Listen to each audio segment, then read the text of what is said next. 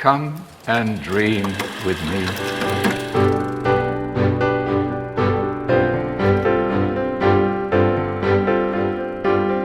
Hello and welcome to What Do You Want to Watch, the Explosion of Premium Video Podcast. Every week we get together and talk about movies, TV, and online content to help you answer the question, will Pixar stop making original movies? I'm your host, Ash Shelby. Joining me today, Don Blatt. Yeah, they won't, hey. They won't. I don't know. Elio just had the lowest opening weekend of any Pixar movie to date. Yeah, they'll just put them on streaming services, though. Give them a low budget and be like, you just make Disney Plus movies now. Because the kids still like the movies. I don't like that idea. Didn't say you had to like it. I just said it's the thing. Is it a case of they're like, we just have to make the original, wait like 5 years, and then we can make a sequel to make like 10 times as much money? So you would have expected Inside Out to make like $1 billion, you know? Inside Out. I do wonder sometimes, because obviously they used to release movies like that during school holidays. But then it's harder when they try to make sure everything's released globally at the same time. But sometimes in movies quite like staggered. Yeah, now I'm like, oh no, maybe like school holidays. You release this just after school holidays finished here, like. Yeah, so 30 is the domestic within the US, so I don't know how. Yeah, so let's see what. We'll have our numbers on Thursday, because it only came out last week, right? Yeah. Yeah. So. Look for the numbers on explosionhour.com. Promise? Yeah, I put up a cinema article usually every week. What are you talking about? Okay. I feel like I haven't seen one recently. Anyway. What the fuck? You do it then. Yeah, it's saying. It currently says on Box Office Mojo 21 million domestic, 14 international. Yeah, they'll just. But it's not listing what the international regions are. So. Yeah, we'll wait and see how that pans out. But yeah, obviously, you know, would this been their first original to cinemas since COVID? I'm trying to think. Yeah, I think so. I can't think of something else. Because last year they had Inside Out, obviously. Mm-hmm. I think they had Lightyear the year before. So, did Lightyear go to cinemas? Yeah. They originally were just going to put that on Disney Plus. Like, they changed them. No, they had Elemental. That's right. Elemental came to cinemas. Oh yeah, Elemental. Yeah. Elemental and underrated. Hopefully, Elio has an Elemental-like run. You know, because that one just had massive staying power. Like, eventually made like $496 million. So people didn't appreciate it right off the bat. Word of mouth. Bunch of factors on that one. So we'll see. On today's episode, we'll be talking about what's in our watch history, going over some film news, giving you thumbs up trailers, and giving you this week's top 3. Kicking things off, we have been doing our miniseries about in the lead up to 28 years later. Of course, that film came out, so we did a spoiler cast of the Danny Boyle directed zombie film, which has done exceptionally well at the box office and has gotten a lot of internet reaction. Dylan, do you want to share your non-spoilery thoughts on 28 years later for people who haven't watched it yet? Yeah, very good. I very much enjoyed it. It brings, I think there's something about Danny Boyle returning with Alex Garland going, let's film this on iPhones, sort of brings back the very, not quite to the degree of the first film, but brings back a bit more of that minimalistic, grounded feel to the franchise that changed when they did the follow-up weeks later, obviously. At the heart of this story, it's just got it's a weirdly coming of age movie amongst a kid born into the, well, not fully the zombie apocalypse, but the zombie apocalypse is only taking place in Europe, so the rest of they boarded off. Yeah, very, very good, very strong performances by everyone, especially the kid, the lead, and then obviously the main adults surrounding him, Aaron Taylor Johnson and Jodie Comer gives a a fully committed performance to her role as well. Really exciting visuals and what I've now found out are prosthetics, actually. Very exciting prosthetics. Yes, I've seen the reports that they were prosthetics, yes. Yeah. It makes sense when I read they can't have big zombie slongs slapping around near a 12-year-old actor on set. I'm like, that probably makes sense. And then, the way it ends sets up very exciting. Looking forward to the second one. And I think, again, just knowing that's only about 6 months away, even more exciting. Yeah, sorry. I was just looking at Google. And again, like materials last week, the Google reviews are crazy. They've given it a 2.4. And again, Google? 1 star reviews are the most. What they hate it for? Most frequent. Does it work? Lots of plot holes, apparently. Oh, yeah. Not action, not scary. Yeah. No action, no scary. All the characters are dumb, apparently. Can you see what the plot hole is without spoilers? Because there's not much plot in this movie, really, to be honest. Well, the one I just read was like, why doesn't the rest of the world just give them a bunch of supplies?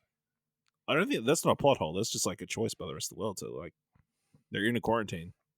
That's also, that's not, I mean, you can't really get angry at that because you don't understand what's happened in the 28 years to maybe they did at some point and then they stopped. And I don't know, there's all these questions. It's not really a plot hole. That's just information you wish you had that you don't.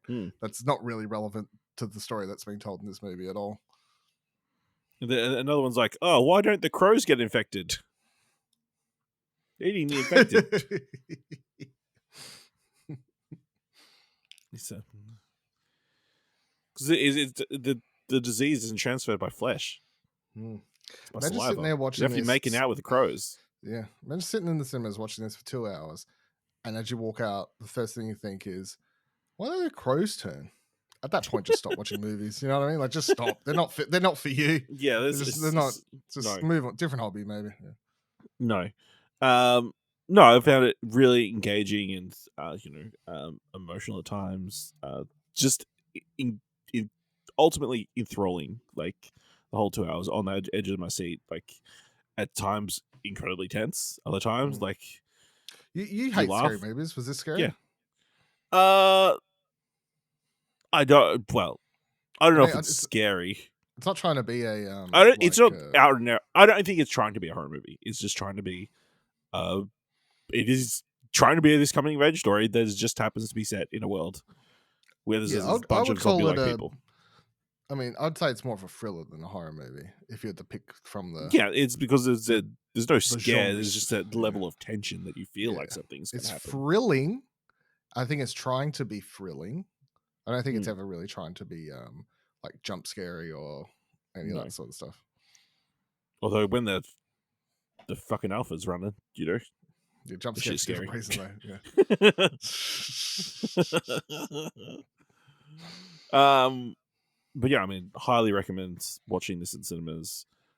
Incredibly, very interestingly shot. Like, obviously, the original film was shot like on a mini DV like camcorder. This shot on IMAX 15.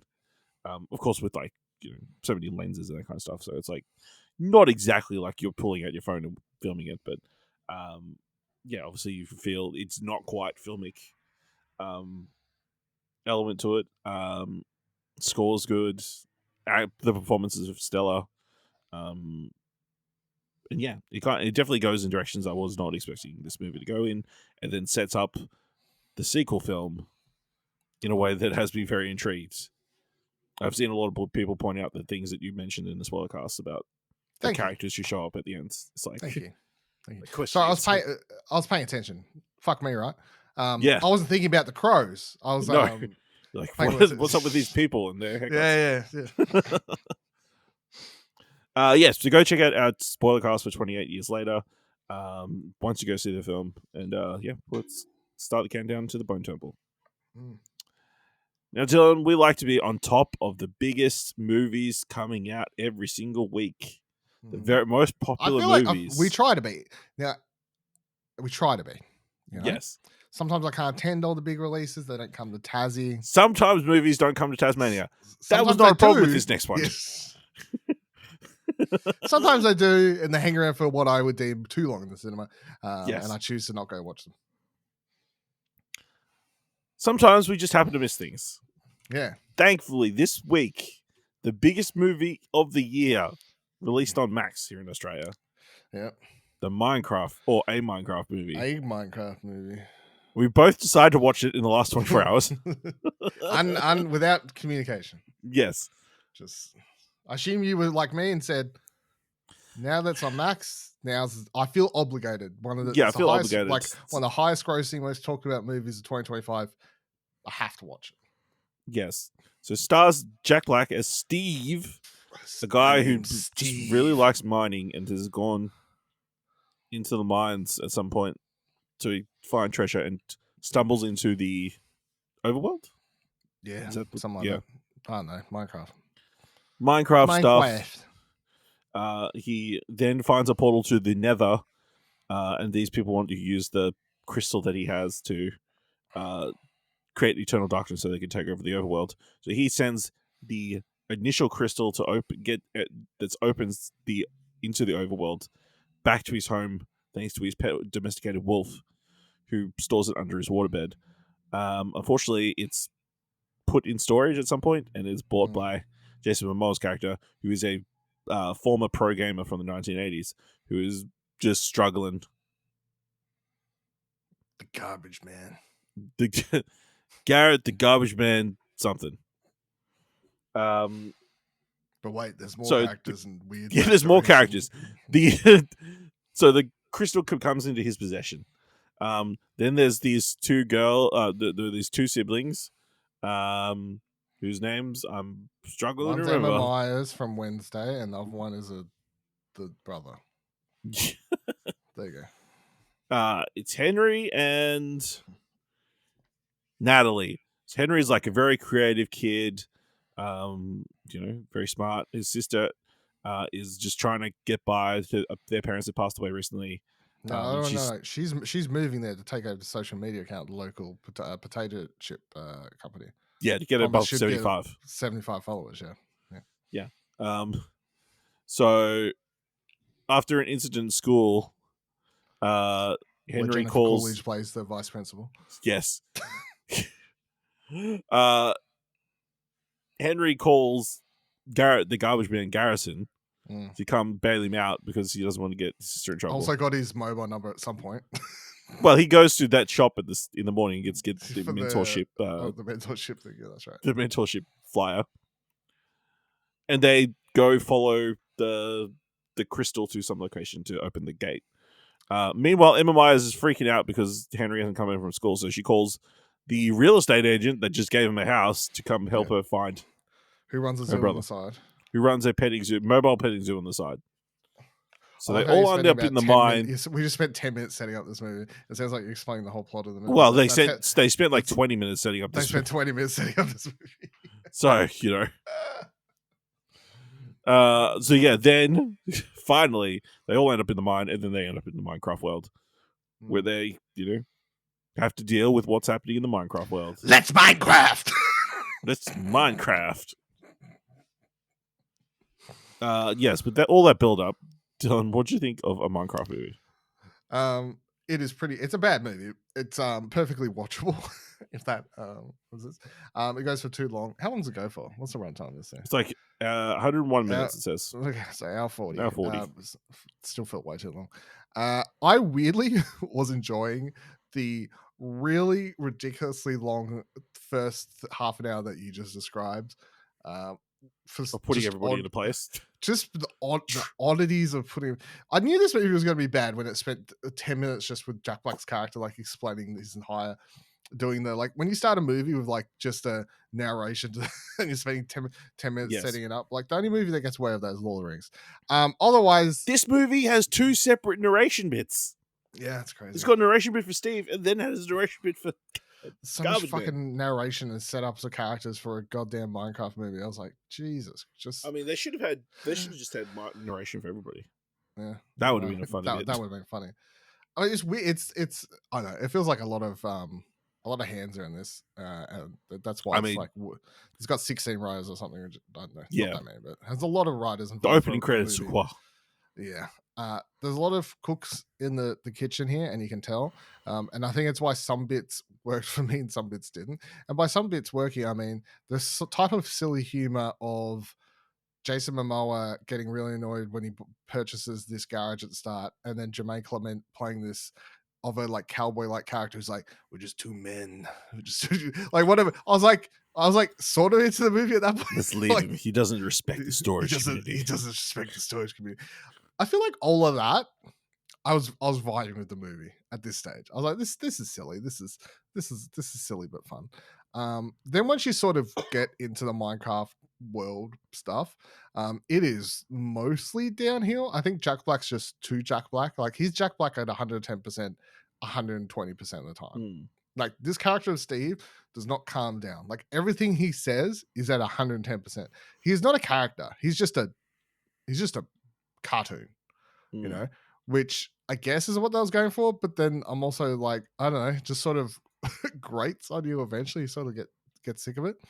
The two characters that are meant to be actual characters, I guess, are Jason Momoa and the kid, their little whatever relationship that have the building of trust between them and whatever. But yeah, the rest of the MMIs and the girl, like whatever, who cares? I don't feel like most of the only I don't really know what I enjoyed in the Minecraft world stuff, to be completely honest. I enjoyed the sections they were showing building stuff, and I wish the movie had more of that, weirdly, in a movie about Minecraft. The sections where it shows Steve building stuff in the opening montage, that was fun. The section where Henry builds the fortress at the start and like learns to build and stuff. I think when they were more Minecrafty, the movie was more exciting, and when it's just sort of a weird bunch of characters walking through a fictional world type setting thing, then it's just not very interesting. And when it played into being, here's the thing: Jack Black is silly this entire movie, and it annoyed me. However, when the outside of that, when the movie played into it, the silliness, it was a bit more fun, including every callback and cutback to Jennifer Coolidge's character, who nearly runs over a villager and then proceeds to date him. And then you see what appears to be weeks worth of events that all take place over one night. And then the post credits film has them getting like the villager proposes to her. So that was a funny bit. But otherwise, yeah, bad movie. I would say it had a couple funny jokes in it. I can see why kids would like it. It's very silly. It's very loud. It's very, whatever, over the top. When the chicken jockey part happened, I didn't have any popcorn to throw, so maybe that also defeated my viewing experience. But yeah, it was weird. For me, I just pulled popcorn out from somewhere I didn't even know, and then just threw it in the room. It's crazy. Triggers, just happens. Yeah, I don't think it's a very good movie. Like, it's just a very bland, boring adventure film, which have their place in cinema history because we grew up on boring, bland adventure movies that just happen to come out during school holidays that were aimed directly at us. I did enjoy like the world and the aesthetic of the Minecraft characters, and like I appreciated that they did like go for this 3D style and like lifelike kind of look. And like I enjoyed looking at the zombies and the creepers and all the beings, that they encounter, and the fucking chicken jockey crying and then turning out like a fucking baby zombie. That's a fucking terrifying thing. But yeah, it was just kind of I think the key thing for me is I felt like I needed to have a nap after this movie. And I did, and it was enjoyable. So, yeah, it not a movie I'm going to go back and watch it any more time. But I'm glad it was bad and people enjoyed it. I mean, there were bits that probably ran too long, like the whole, Jason Momoa trying to prove he's tougher than Steve thing throughout the whole introduction period, thinking you can do everything better. That wore a bit thin towards it for a while. And then just Emma Myers and Daniel Brooks seem like they're completely superfluous to the plot, They're like, we're other getting than to paid show to- up later, have to have Yeah. saved Yeah. Stephen. That so Weird movie. very weird movie. I mean, it's also interesting that they didn't kind of leave it open for a sequel, like clearly. You know what I mean? I mean, we're going to get one. We know how well Yeah, I the know, movie's but done, so you know, yeah. I guess better off to leave this blank slate. Yeah. Although I also Let's did laugh when Minecraft. Matt Berry's voice popped up at a certain point, which is very funny. Yes, yeah, Out of a certain character. I mean, I don't care about spoilers, because who cares? But yeah, that was that villager dating thing. Just like, oh, honey, buddy, you've learned to speak villager. Thankfully, she hit me with a cheap Yeah. jerky. In the last 24 hours since you hit me with your cheap jerky. That's what I mean. There is a couple funny bits in the movie, and that is definitely one of them. Yeah. All right. All right. Let's move into the mandatory Netflix segment of the show. So I did watch the latest animated film that came to Netflix, KPop Demon Hunters. The latest Sony animated film, which revolves around a girl group, I guess, K-pop girl group called Huntrix, who lead double lives as demon hunters, and they, through their songs, are able to create a barrier between the human world and the demon world that keeps, the strongest demons from coming to Earth and consuming people's souls. But then the demons are like, "Hey, we've got a plan to stop, like, this, to weaken their barrier. We're going to send a boy band of demons to Earth, and they're going to be more popular than them. So then I'll teach them.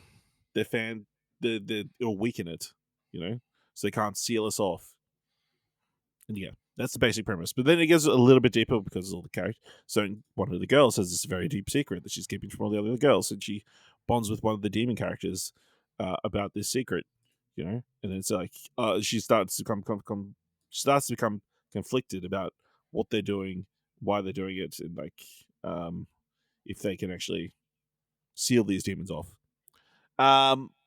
Super fun, like really well animated, like probably the most interestingly animated film that I've watched this year. Just because it's that thing where they seem to be going between 3D and 2D, like very much like the Mitchells and the Machine versus the Machines, where it's got certain times it's got like a 2D kind of effect. It's got people's faces like very anime, I guess, like cutesy anime, that type of drawing. Yeah.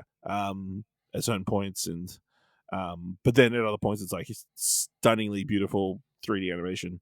I think that probably the selling point is going to be the music, because I think they hired a bunch of K-pop writers or groups to provide their voices and to provide songs. So all the songs are really great and catchy, and really enjoyable or like musical sequences. And yeah, it's just a very cool looking film and world. Like I've got a lot of cosplayers on my IG feed, and there's like a bunch of like already planning outfits based on the film. So it's clearly going to make an impact. And obviously, K-pop is such a huge thing.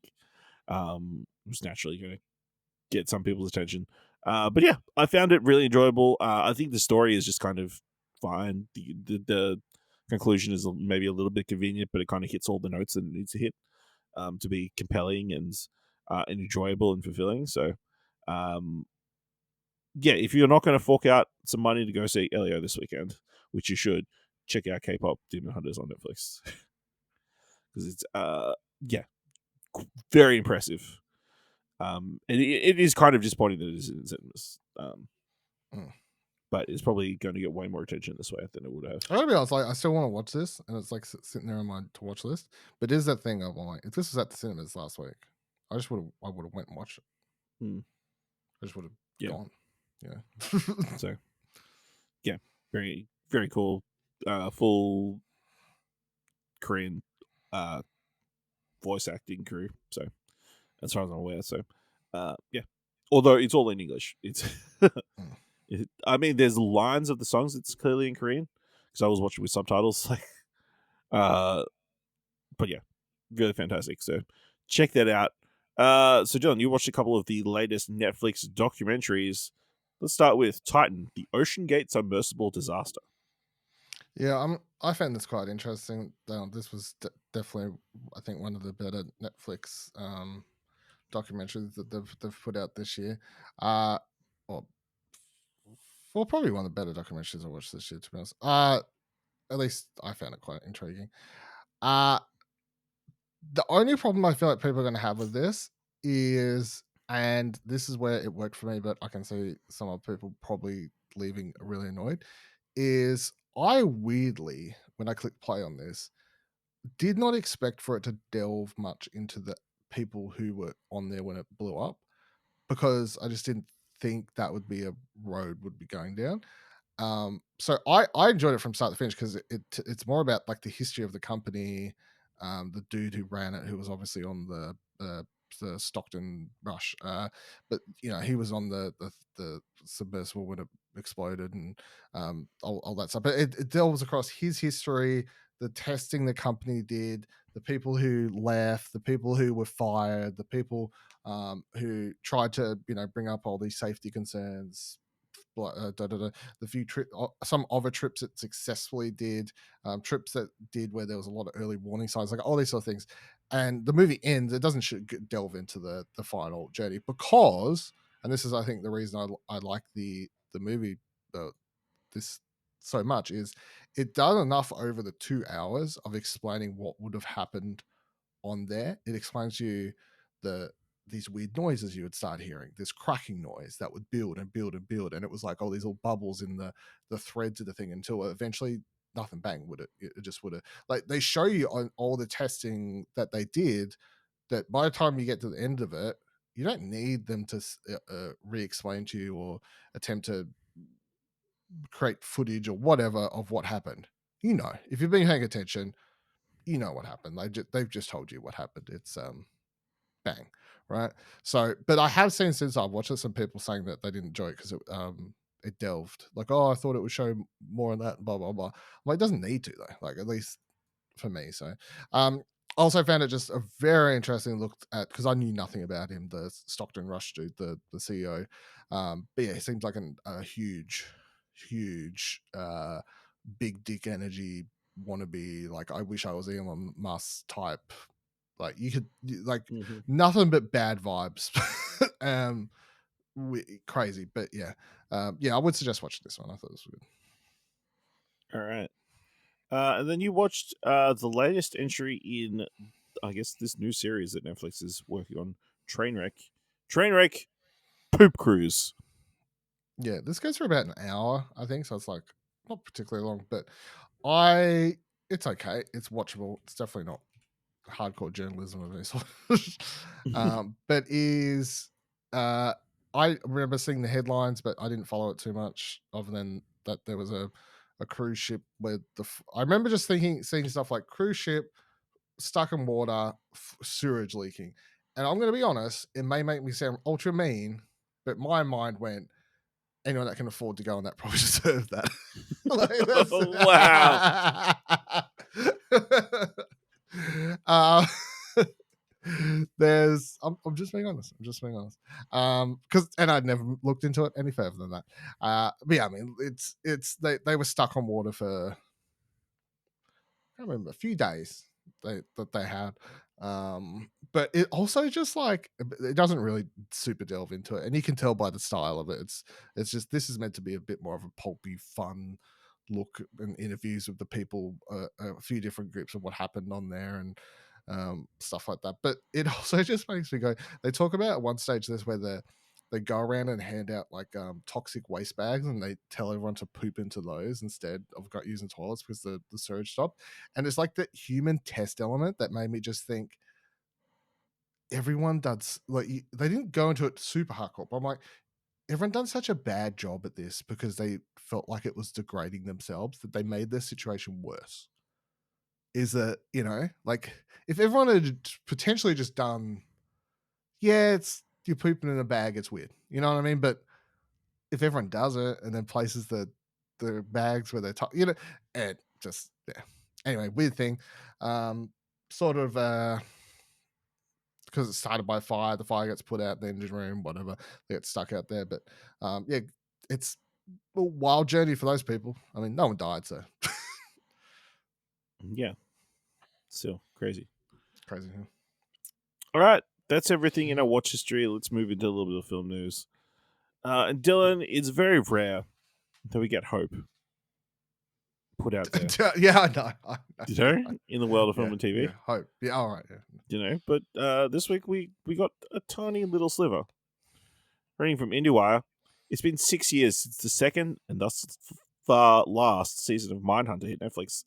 The 70-set series followed FBI's then burgeoning behavior science unit and starred Jonathan Groff, Holt McCallany, and Anna Torv as members of the said unit, created and guided by David Fincher. The show enjoyed enthusiastic reviews and a devoted fan base. Released in the height of the true crime craze, real-life murders and murderers were depicted, including Charles Manson and David Berkowitz. Now McCallany teased that there might be hope for Mindhunter to have life once again, but not as a television series. I had a meeting with David Fincher in his office a few months ago. He said during a recent interview with CBR, there is a chance that the show may come back as 3 2-hour movies. McConnelly underlined that there is a chance and added, I know there are writers that are working, but David has to be happy with the scripts. Fincher has made cryptic and seemingly final comments on the show's future on several occasions, including in 2020 and 2023. He told Le Journal du Ménage, I'm very proud of the first 2 seasons, but it's a particularly expensive series, and in the eyes of Netflix, we haven't attracted a large enough audience to justify such an investment. Dylan, how would you feel about Mindhunter returning in a series of films? Yeah, I'm. When I saw this story, my automatic reaction was down for it. Get excited when there's more confirmation. But I mean, obviously, those 2 seasons of television are fantastic. If they're not going to finish it the proper way, which I think he remember said like he had 5 seasons planned or something. I guess that's why it's 3. Do you say 3 movies? Is that the? Yeah, it's 3 movies. Yes, that makes sense. I guess he's like potentially scaling down each season to a film, because I'm pretty sure I remember reading he had 5 seasons planned. So, yeah, I would love to see the story come to its fruition. However, I will say that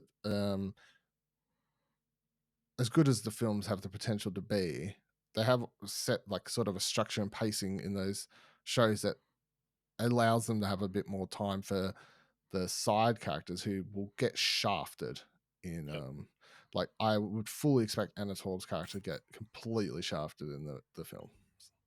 Then that's a problem. Yeah. I'm definitely keen on the idea. Like it's any way you could bring it back and like give fans a feeling of completion, because I think that's the most frustrating thing. Was it kind of was just left mid story, I guess, or mid like without some sort of full resolution or satisfying conclusion. But it's still talked about constantly. There's a property. I feel like the other thing is it's not like you need to see the long term. It's less the frustration around the long term story they were planning with the strangler dude, the main serial killer they're teasing. It's the stories within the 3 main characters that you don't get to see come fruition. Yeah. So, I mean, I think Netflix, especially now, would be keen on the idea if David Fincher said, "Hey, I've got 3 scripts, let's do it." I think Netflix would be like, "Yes, I will give you the Quentin Tarantino, Brad Pitt, Once Upon a Time in Hollywood sequel. You give me my 3 Mindhunter films, bitch." I just think they'd be happy to take any films that are of high quality. And surely this can't cost as much as fucking the Russo brothers movie. I don't know. His films are expensive because he does so much CGI, but not in ways that are obvious. You see. He does so much CGI to make the settings look proper. Yeah. So, Yeah, I mean that's something to hope for, you know. And yeah, I think mercifully that will stop people asking for more Mindhunter seasons as well. Mm. Which, you know, free up them to ask for other things on social media instead. Obviously, we all know that Amazon is currently in the process of putting together a creative team for the next James Bond film, and we seem to have been released a shortlist of or directors who are currently, being pitched or gunning for the role. So I'm going to list who is on this list, and you, Dylan, let me know who you would want. So this is coming from Matthew Poloni's Puck newsletter. Puck has a scoop on the following filmmakers who have either already pitched or are just about to. Edward Berger, known for 2022's All Quiet on the Western Front remake, as the more recently the Oscar-winning Conclave. Dune director Denis Villeneuve. Fan favorite Edgar Wright. Jonathan Nolan of Westworld fame. And perhaps most unexpectedly of all, Wonka and Paddington brainchild Paul King. Meanwhile, the heavily speculated Alfonso Cuarón seems to have pulled out of the running, unfortunately. Go again. Quick Quickly? reread. Yep. Edward Berger. Denis Villeneuve. Edgar Wright. Jonathan Nolan. Paul King. Edgar Wright or Paul King. Hmm. Give me something different. Paul King's just that is crazy. This on that list, but like because it would be such a tonal departure from Would it everything though? we've seen him so far. Oh yeah, I guess Paddington does get quite brutal at times. The prison scenes, man. He Like, just think of it. He deals with a bunch of criminals. Yeah.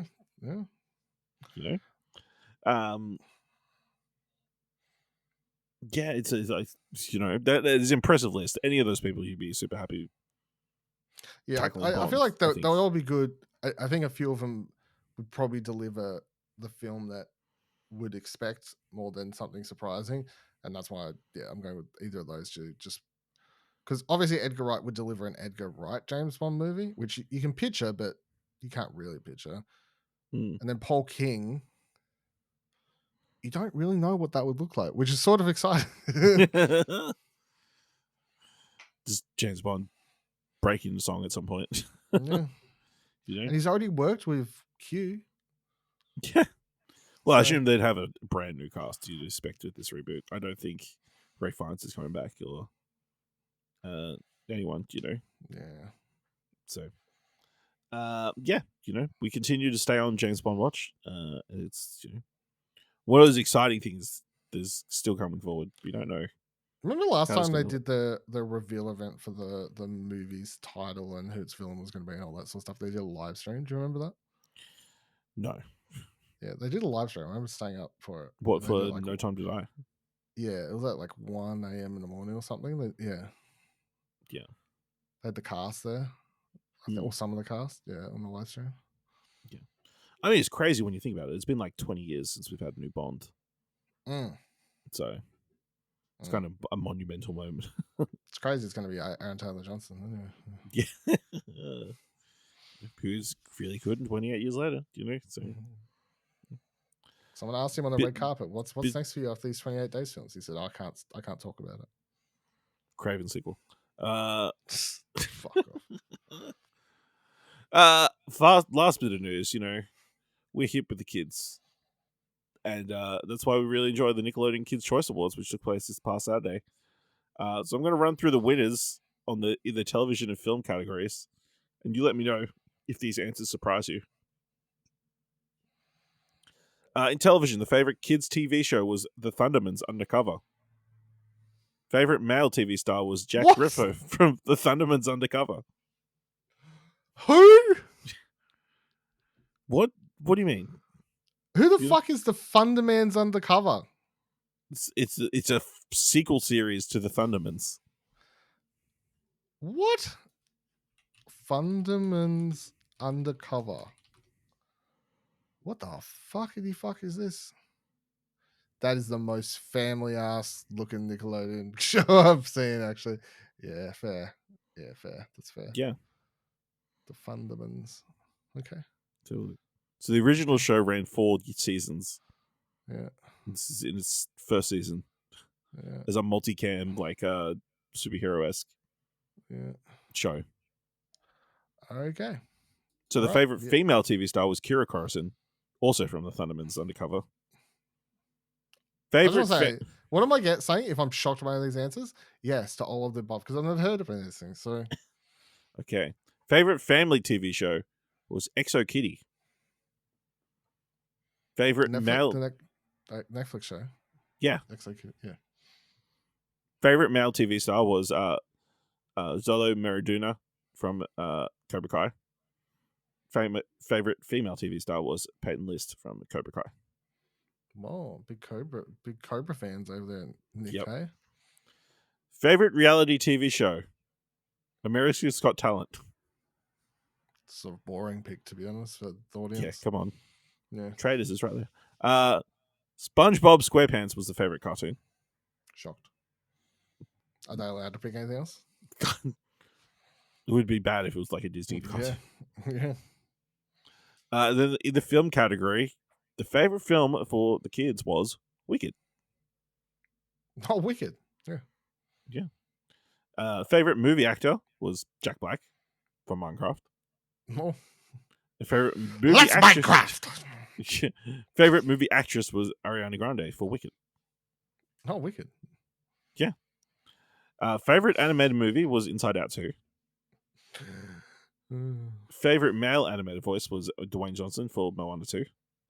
Wow. Favorite female animated voice was Oali Carvalho for Moana 2.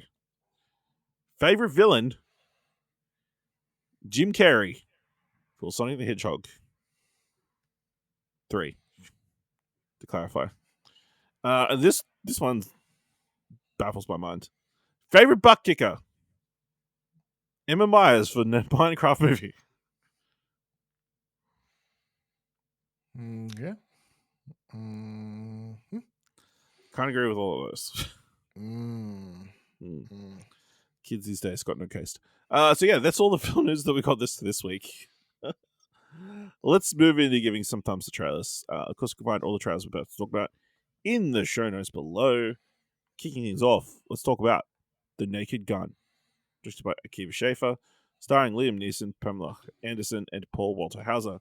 Only one man has a particular set of skills.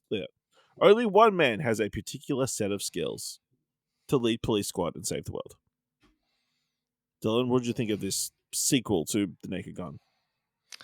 Yeah, the double thumbs up. Very keen. Excited to watch this. I'm very much enjoying Liam Neeson playing almost like a parody of his last 15, 20 years of his career. So that's quite enjoyable. Pamela Anderson playing one of the leads is also good. Overall, cast looks fun. It looks to hit the same deadpan or slapstick humor, that the original films have. So, I'm good. Yeah.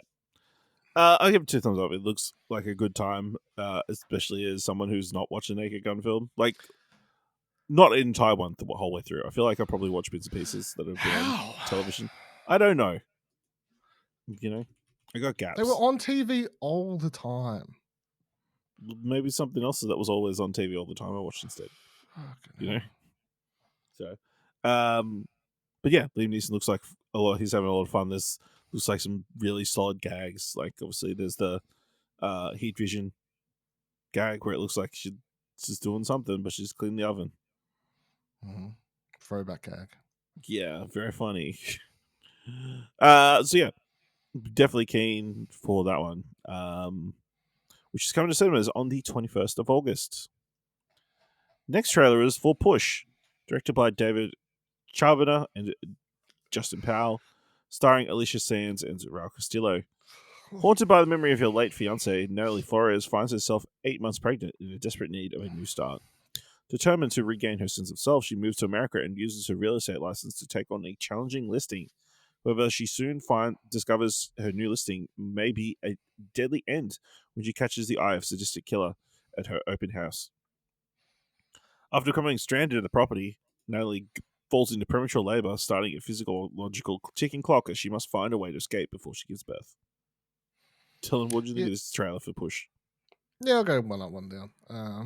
Looks like a pretty, I don't know, somewhat straightforward thriller with a little bit of a twist on it. But yeah, so I'll go one up, one down. I will say, trailer Push just makes me think of that Dakota Johnson movie. No, Dakota Fanning. Sorry, what am I talking about? Dakota Fanning movie. Also titled Push. Wasn't there also? Is that the Chris Evans movie called Push? I think was Chris Evans in that?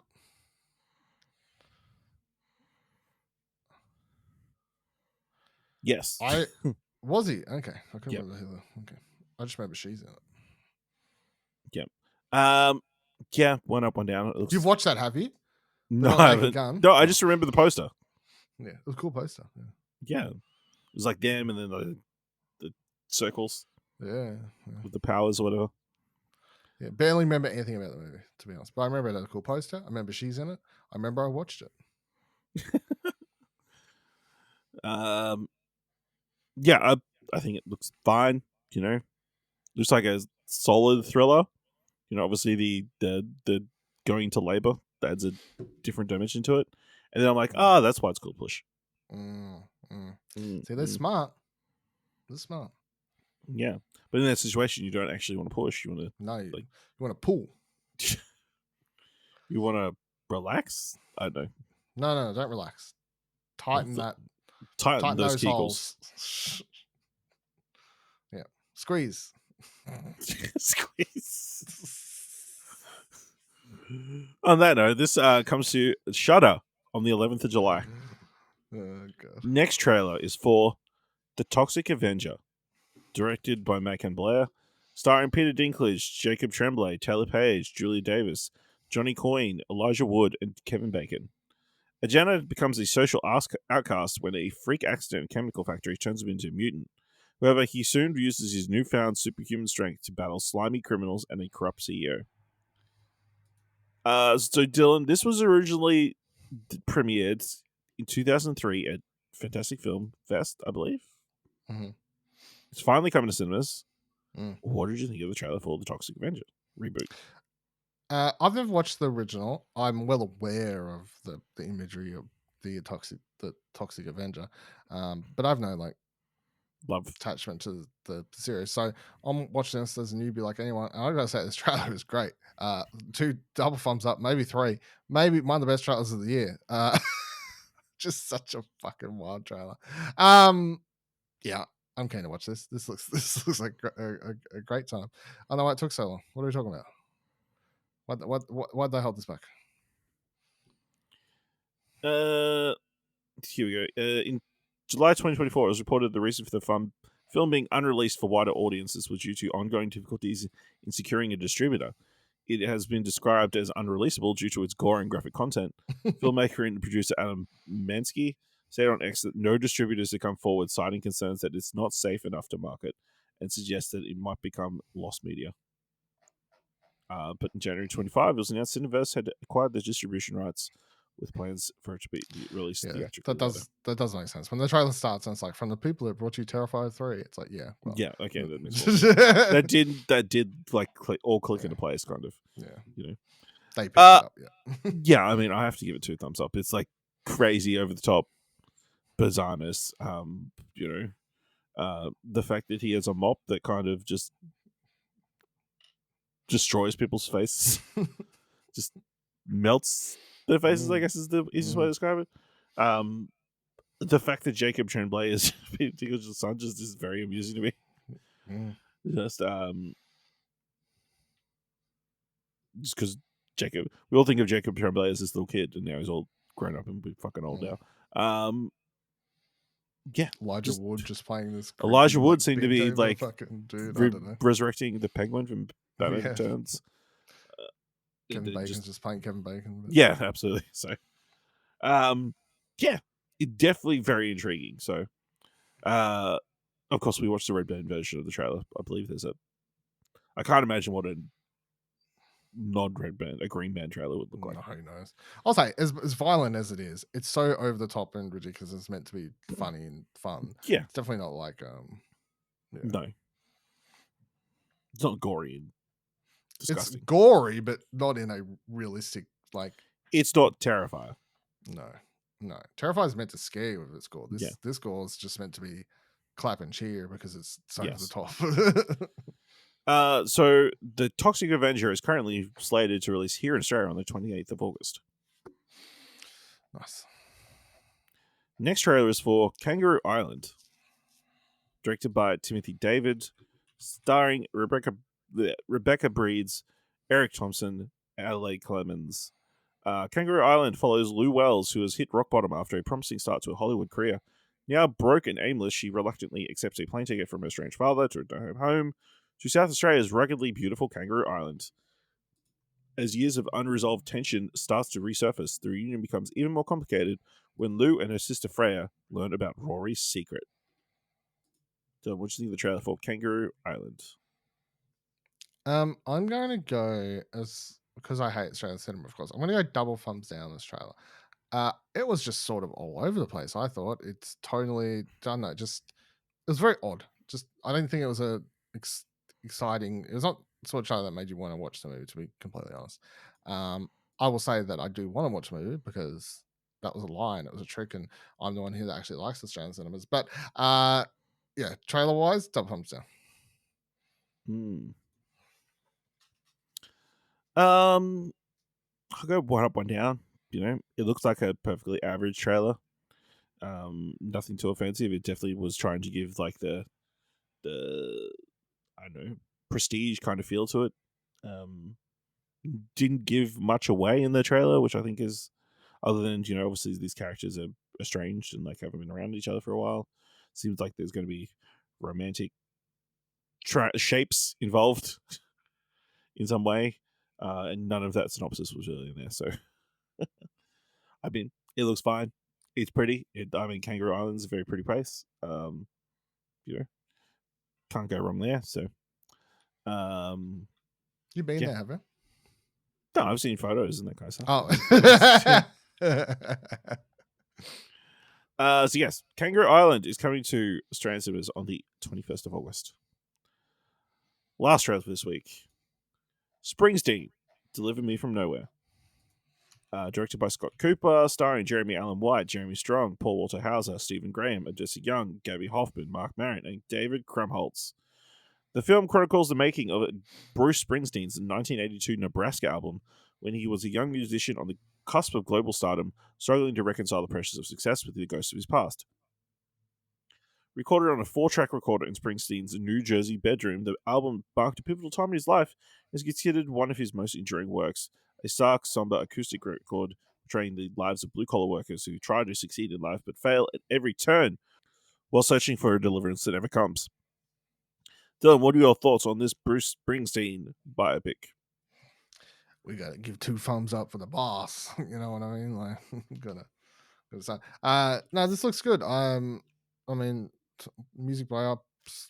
You know, I enjoyed the last one we watched, which was the Bob Dylan one, of course. So you know, we're off to another good one. But yeah, I you know, coming into this, people had the complaints or criticisms, I guess, that Jeremy Allen White wasn't Springsteen enough. It doesn't bother me. I'm not neither a big enough fan or anything to care. So I think just watching the trailer and getting excited to watch this movie is just a interesting drama about one of America's biggest known modern rock stars, I guess. I don't know, or semi-modern. What do we call modern these days? Yeah. So double thumbs up. Yeah, 2 thumbs up, Pooey. Like, I too am not not a big Bruce Springsteen fan. I appreciate him, and you know, I'm sure there are songs like, oh, that's him, that's cool. But yeah, looks really good. I mean, I think the interesting thing to me is Jeremy Strong, like as like the producer or like a key figure around Bruce Springsteen. I mean, the line about him having to heal the world is kind of cheesy, but you know, it seems like he's very good in that support role. You know what I mean? Playing sickle fiddle to like a bigger figure, as shown in The Apprentice. So yeah, that's really cool. Looks like it's got a solid cast around Bruce, Jeremy Allen White. We all love Jeremy Allen White, So, yeah, keen to check this out. It's obviously, we enjoy a biopic, even though the genre is kind of overdone. A musical biopic. Springsteen, delivering people from nowhere. How do you feel about Springsteen being in the title? It's good SEO. That's fair. It should have been called Bob Dylan. Whatever the title was. Yep. Don't even remember the name of the movie. So that's what I mean. They should have called it Dylan, Yeah. What's it called? It's going to bother me. Honestly, can't remember. Complete Unknown. There we go. There we Should go. be Bob Dylan, a Complete Unknown. Or Bob, a Complete No, Dylan. Complete Unknown. Yeah. You could have a poster in your home. Yeah.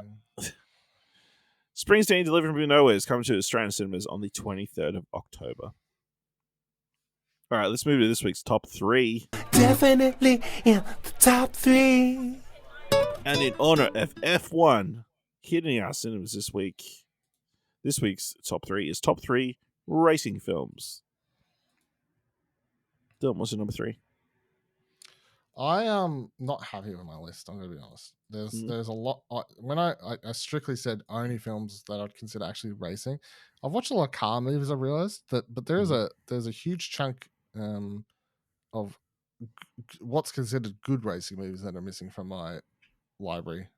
I've watched a lot of really shitty racing movies though. So, anyway, number 3, I'm going to go over a film that I assume is on your list too, which is Talladega Nights, The Ballad of Ricky Bobby, which is both one of Will Ferrell's and John C. Reilly's best movies, but also a weirdly engaging movie about a NASCAR race car driver, while also just being this odd Will Ferrell hijinks film. But it's still somehow managed to tell and have exciting race sequences. All right. My number 3. Cars. It's a racing film. My number 2, Turbo. Don't spoil it. Obviously, a classic Pixar film, probably their biggest franchise, like monetarily wise, I would imagine, like with all the merchandising that they are able to do with all the cars they can put out and all the spin-offs that they did. Yeah, I mean, a great story of the young hotshot driver who learns, respect and the meaning of, hard work, and starts to lose some of his, showboaty after getting stranded in a small town. So, Cars. It's a great film. People. The first Cars, great movie. Tell them, what's number 2? Number 2 is Ford v Ferrari, the film in which Matt Damon plays what's his name? Carl Shelby, whatever, something Shelby, and Christian Bale plays Ken Miles, who form a partnership to race Ford in the 20. Eventually it builds up to the 24-hour race at Le Mans, but they're basically just trying to beat Ferrari at all points. And this is a big movie about, I guess, American cars, coming up to beat those dirty Europeans, So, but Christian Bale gives a fantastic. This is probably one of my favorite performances from him, honestly, and just some really good racing in it. Shot really well. The family aspect to it, and yeah, just really good. Yeah. My number 2 is Rush, the 2013 film directed by Ron Howard, starring who is it? Chris Hemsworth and Daniel Bruhl as Formula One drivers James Hunt and Niki Lauda, who competed during the 1976 season, with strong rivals who constantly pushed themselves to pretty much the edge. even to the extent where like Nicky Lauda has a really, really bad accident, like kind of forces his way back to compete during the season. Really fantastic film. Probably, maybe like one of Chris Hemsworth's best performances to date. Yeah, probably the best Formula One movie out there until I see what F1 is like this week. So yeah, I think a film that's kind of underappreciated but is stellar. So yeah, Rush is my number 2. Dylan, what's your number 1? My number 1 this was hard to narrow down. I'll be honest. Mm-hmm. There's a few things kicking around, but I decided to go with the Fast and Furious Tokyo Drift. Okay.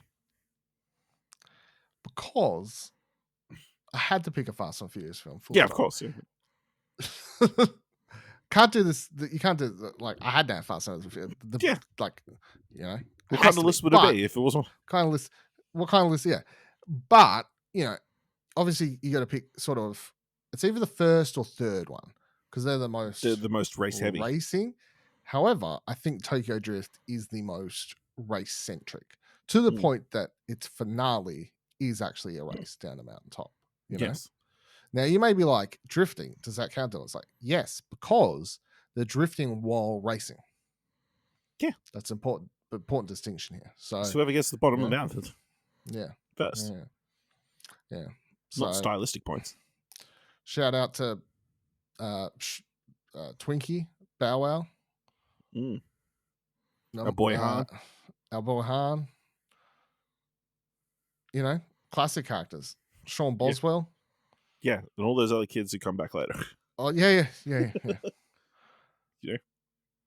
Great. wonder if you know how they feel in Tokyo. Yeah.